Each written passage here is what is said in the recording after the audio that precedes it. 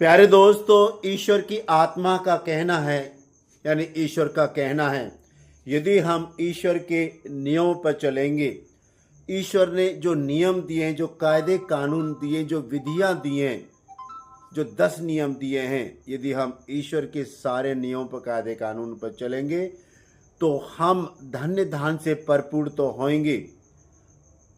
अलावा इसके हमारे जीवन में कभी भी तनाव, चिंता, अवसाद कभी नहीं आएगा।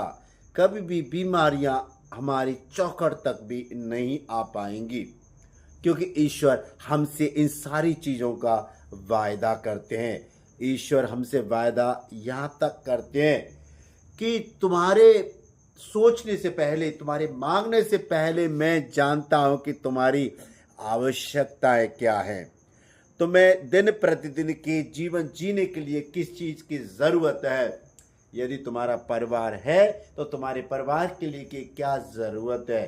तुम्हारा पति है, पत्नी है, तुम कितने पढ़े लिखे हो, तुम्हारे शैक्षिक योग्यता के आधार से मन मुताबिक ईश्वर कार्य भी प्रदान करता है। ईश्वर की आत्मा हमको अग्रसर करती है कि हमारे जीवन में, हम अपने जीवन में ईश्वर को मानकर आगे बढ़े, जिससे कि यहाँ आने वाले समय में अपनी योग्यता के आधार से हमें अपना काम मिले और कोई भी हम कार्य करें उस कार्य में हमको हमेशा सफलता मिले।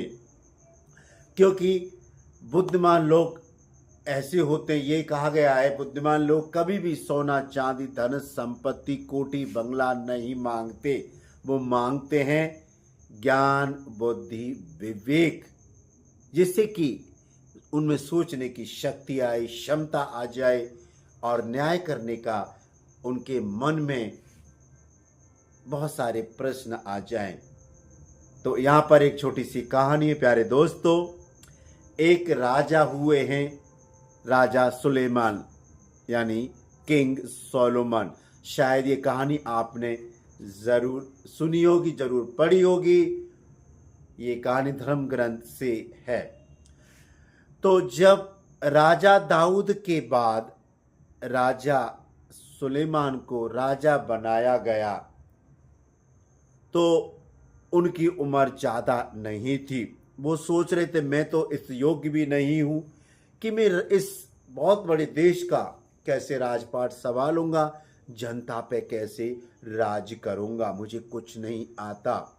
जब ईश्वर के मंदिर गए, ईश्वर से प्रार्थना करी, उन्होंने ईश्वर से प्रार्थना करके, हे ईश्वर, मुझे सोना नहीं चाहिए, धन संपत्ति वैभव नहीं चाहिए, मुझे ज्ञान, बुद्धि, विवेक दीजिए, जिससे कि मैं तूने जो मुझे राजा बनाया है, तूने जो बड़े देश की जो मेरे पास जिम्मेदारी दी है, उस जिम्मेदारी को मैं ठीक प्रकार से निभा सकूं, और तूने मुझे जो प्रजा दी है उस प्रजा को मैं ठीक प्रकार से देखभाल कर सकूं। मेरे राज्य में कोई भी कंगाल ना हो, कोई भूखा ना हो, कोई बीमारी वाला ना हो, कोई अपाहिज ना, कोई बेरोजगार ना हो। ईश्वर ऐसी शक्ति मुझे दीजिए। तो ईश्वर ने बोला, ईश्वर यह सुनकर बहुत प्रसन्न हुए, राजा सुलेमान की इस प्रार्थना पे बहुत प्रसन्न हुए। तो ईश्वर की आत्मा ने, भगवान ने राजा को ज्ञान दिया, बुद्धि दी, विवेक दी, प्रज्ञा दिया, सब कुछ। इसके साथ साथ ईश्वर ने उसको, उसके राज्य को सोना, चांदी, धन, संपत्ति, वैभव से भी भर दिया। हाँ प्यारे दोस्तों, ये संक्षिप्त कहानी हमको यही सिखाती है कि हम अपने लिए कुछ ना मांगे, दूसरों के लिए मांगें, जिससे कि यदि दूसरों का जीवन बनेगा, हमारी प्रार्थनाओं के द्वारा ये दूसरों का जीवन बनेगा, तो हमें भी खुशी रहेगी। कहने का मतलब यह है, हम जहाँ भी रहते हैं, यदि हम भरपेट खाना खाते हैं और हमारे पड़ोस में कोई भी भूखा है, प्यासा है, लाचार है, बीमार है, परेशानियों में है, और हम कुछ भी ध्यान नहीं देते, तो हम ईश्वर से कैसे दावा कर सकते हैं कि ईश्वर मुझे ज्ञान दीजिए, बुद्धि दीजिए, विवेक दीजिए। हम दावा नहीं कर सकते। दावा हम तभी कर सकते हैं क्योंकि जब हमारे आस पड़ोस में या हम जहाँ भी कार्य करते हैं या जहाँ कहीं भी हम जाते हैं, हमारा किसी से आमना सामना होता है, लाचार से, बेकार से, बीमार से, अपाहिज से, गरीब से, दरिद्र से, उसके बारे में हमें ज्ञान आ जाए, बुद्धि आ जाए, विवेक आ जाए कि हमें उसकी सहायता करने की ज़रूरत है। इसलिए ईश्वर ने हम सबसे बोला है कि मेरे नियमों पर चलो, मेरे कायदे कानूनों पर चलो, जो तुम मेरे से बुद्धि मांगते, विवेक मांगते, उनके आधार से चलो।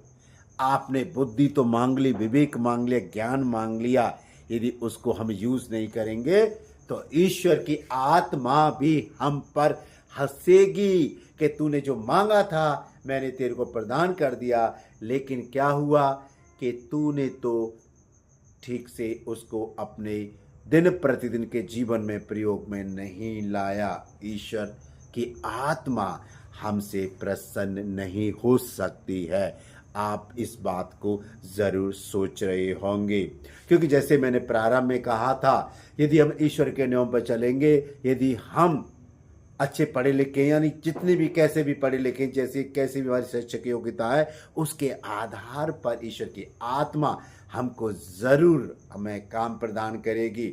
और हम ईश्वर के नियम पर चलेंगे तो हमारे घर में किसी प्रकार की मुसीबत, दुख, संकट, परेशानियां, अनिष्ट, मृत्यु, बीमारी कभी नहीं आएंगी। यदि हम ईश्वर के नियम पर चलेंगे तो हम कोई भी गलत काम अपने जीवन में नहीं करेंगे। हम हमेशा दूर रहेंगे चोरी से, डकैती से, व्यभिचार से, दूसरों को नीचे गिराने की गंदी सोच से हमेशा दूर रहेंगे। और हमारे दिल में तो यही आएगा, जितना हो सकता है लोगों की मदद करो, क्योंकि सारे इंसान बराबर हैं, न तो कोई छोटा न कोई बड़ा। हाँ, इंसान का कद कांटे अलग हो सकता है, रंग रूप अलग हो सकता है, चेहरा अलग हो सकता है, लेकिन ईश्वर ने जो बनावट बनाई है इंसान के, स्त्री हो पुरुष हो, वो सभी लोग बराबर होते, समान होते ईश्वर की नज़र में। चाहे कोई भी इंसान किसी भी देश का हो, किसी भी संप्रदाय का हो, किसी भी जाति का हो, कहीं का भी हो, किसी गली मोहल्ले का, शहर का हो, प्रदेश का हो, ईश्वर ने हम सबको एक जैसा ही बनाया है। तो आइए हम सब ईश्वर से प्रार्थना करते कि ईश्वर राजा सुलेमान की तरह हमें ज्ञान दीजिए, बुद्धि दीजिए, विवेक दीजिए। यदि हम पढ़ने वाले बच्चे हैं तो हम पढ़ लिख करके ठीक से हम नौकरी पेशा करें। यदि हम बड़े हैं, अपने परिवार का पालन पोषण कर रहे हैं, यदि हमारी पत्नी है, बच्चे हैं, माँ बाप हैं, तो बहन भाई हैं, तो हम सभी की देखभाल करें, यहाँ तक कि रिश्तेदारों की भी हम देखभाल करें, क्योंकि ये सब संभव तभी है जब ईश्वर के नाम पर चलेंगे। और ये संभव तभी जब ईश्वर से हमें ज्ञान, बुद्धि, विवेक मांगे, ये सब तभी संभव हो पाएगा। हम जब प्रार्थना करते हैं, बोला कि ईश्वर मुझे मकान दे, ईश्वर मुझे गहना दे, सोना दे, चांदी दे, ईश्वर मुझे कार दे दे, बस दे दे, मुझे कोठी बंगला, बगीचे दे दे, फार्म हाउस दे दे, ऐसा सोचेंगे तो ईश्वर, मैं समझता हूँ, शायद नहीं देंगे। देंगे ज़रूर, क्योंकि जैसे हमारी जो भी, हम सब की जो भी हमारी व्यक्तिगत दिन प्रतिदिन के जो चाल चलन होते हैं, उसको ईश्वर सब देखते हैं।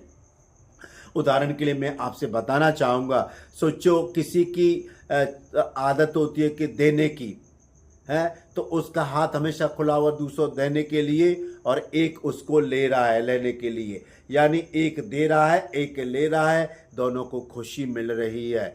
उदाहरण के लिए कि मेरी आदत है लोगों को सहायता करने की, और मेरे पास पैसा नहीं, तो ईश्वर की आत्मा भी सोचती है पैसा कहाँ से लाएगा, इसको भी कहीं कहीं से दो, तो मेरे पास पैसा आएगा और मैं लोगों की मदद कर पाऊंगा। यदि ईश्वर से हम ये मांगेंगे कि केवल है ईश्वर ज्ञान, बुद्धि, विवेक सो धोना, इसके अलावा मुझे सोना, चांदी, धन संपत्ति दीजिए, जिससे कि मैं अपने परिवार का ठीक से देखभाल कर सकूं। इस तरह सोचेंगे तो ईश्वर शायद हमारी प्रार्थनाएं सुनेंगे जरूर, लेकिन उसमें समय लग जाएगा। तो प्यारे दोस्तों, हमेशा अपनी ज़िंदगी में राजा सुलेमान की तरह ज्ञान मांगिए, बुद्धि मांगिए, विवेक मांगिए, और ईश्वर ने जो नियम दिए ना, 10 नियम मैं एक बार आपको बता रहा हूँ कि ईश्वर का नियम उसी सृष्टिकर्ता पिता परमेश्वर को मानकर उसी को ईश्वर मानना।